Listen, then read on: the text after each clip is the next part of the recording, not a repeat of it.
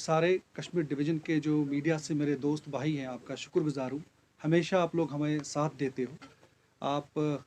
लोगों की आवाज़ हुकूमत तक पहुँचाने और हुकूमत की बातें जो हैं लोगों तक पहुँचाते हो, उसको हम सलाम करते हैं। प्यारे दोस्तों, आपको पता है कि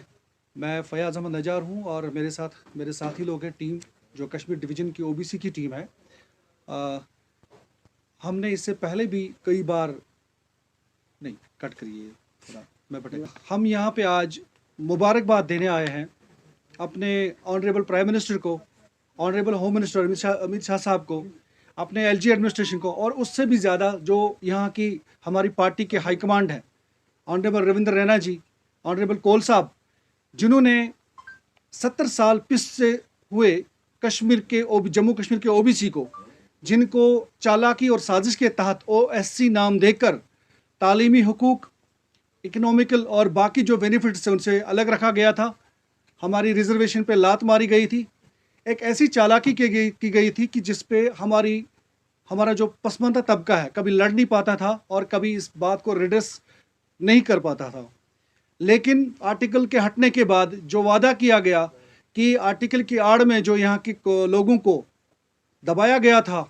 उनके साथ जो चालाकियाँ की गई थी, हेर फेर करी जाती थी, हमेशा वोट देने वाला तबका जो था, गरीब तबका जो था, जो ओबीसी का, हम सब दूर करेंगे। हम उनको मुबारकबाद देते हैं और उनको मशकूरियत कहते हैं कि 70 साल के बाद हमें पहली बार वो हक मिला कि जब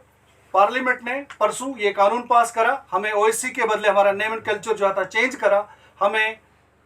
ओबीसी दिया गया कि पूरे मुल्क में जितनी भी हमारी रियासतें हैं हर जगह पे ओबीसी कम्युनिटी को ओबीसी ही कहा जाता है। लेकिन एक हम बदनसीब थे कि हमारे साथ ये शातिराना हरकतें की गई थी कि हमें ओएससी का नाम दिया गया था, other social cast.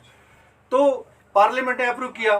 Amit Shah साहब ने 26 तारीख को उसका ऑर्डर जारी किया और हमारे डायनामिक एलजी, बहुत ही काबिल तरीन और जहीन तरीन लेफ्टिनेंट गवर्नर सिन्हा साहब ने सिर्फ एक दिन के गैप के बाद 26 तारीख को उस ऑर्डर को यहाँ पे लागू कर दिया कि, और स्टेट एडवाइजरी काउंसिल में, जिसमें उसने ओबीसी के साथ साथ हमें ये भी करा कि हमको पहली बार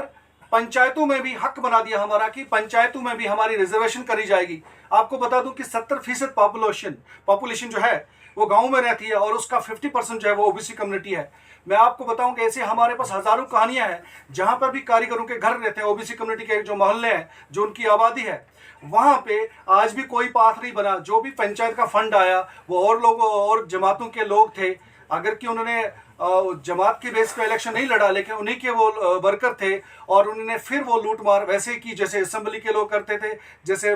हमारी स्टेट गवर्नमेंट इनकी जो थी वो करते थे, और पंचायतों में भी वही राज, क्योंकि इनकी लत पड़ी है, उनको आदतें हैं और इसी की चीज़ की तरकीब है। कोई पाथ नहीं बना है कहीं पे, कोई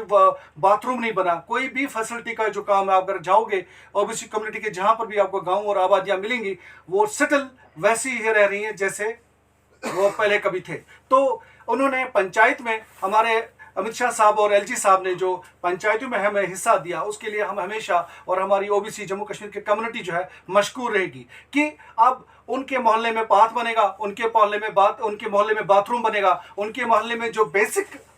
स्ट्रक्चर होना चाहिए और ये बेसिक इंस्टीट्यूशंस जो है डेमोक्रेसी का, वो पंचायत है, थर्ड टायर सिस्टम है, उसमें जो हमें दिया गया, ये एक बहुत बड़ा इनकलाबी कदम था। और बीजेपी की, मोदी जी की दयानतदारी और मोदी जी की जो हर बात की गारंटी होती है, उसकी बात की को अपनी को जो खुद गारंटी देते हैं, ये एक बहुत बड़ी गारंटी उन्हें प्रूव कर दी और ये साबित कर दिया और गरीब कम्युनिटी को बता दिया कि गरीब प्राइम मिनिस्टर आया और गरीब की बात करेगा, गरीब को उठाएगा। सिर्फ गरीबों को नहीं उठाया, आप जानते हैं, हम सब जानते हैं कि हमारा मुल्क इस वक्त पूरे दुनिया के बड़े बड़े मुल्क हमारे मुल्क की तरफ देखते हैं और आस लगाए बैठे हैं ये तरक्की में आगे चले हैं। लेकिन ये एक ऐसा अजीम लीडर है जिसने सबसे पिछड़े तबके, सबसे पसमानदा तबकों को, कारीगरों को, जिनको एक मजदूरी की जदोजहद में सिर्फ रखा गया था और कोई फायदा नहीं दिया गया था, उनको उन्होंने जो है अपलिफ्ट किया। तो मैं फिर एक बार यही कहूँगा पूरी अपनी ओबीसी कम्युनिटी जम्मू कश्मीर की तरफ से, अपनी स्टेट बॉडी जो है उनकी तरफ से, और कि हम फिर एक बार मशकूर है, उसका शुक्र अदा करते हैं मोदी जी को, अमित शाह साहब को, एलजी साहब को, रविंद्र रैना जी को, और हमारे बहुत ही महबूब लीडर जो ओबीसी की बात बहुत ज़्यादा सुनते हैं और आगे चलाते हैं, हमारे अशोक कोल जी को, और यहाँ की पूरी जो पार्टी की जो हमारे लीडरशिप है उसको, कि उन्होंने हमारी बात रखी और हमारी आबरू रखी और हमको जो है उन्होंने क्या कहें हम पे एक एहसान किया और हमें आगे बढ़ाने का मौका दिया।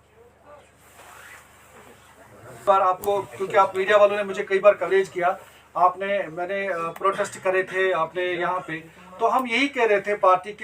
के ओहदेदारों और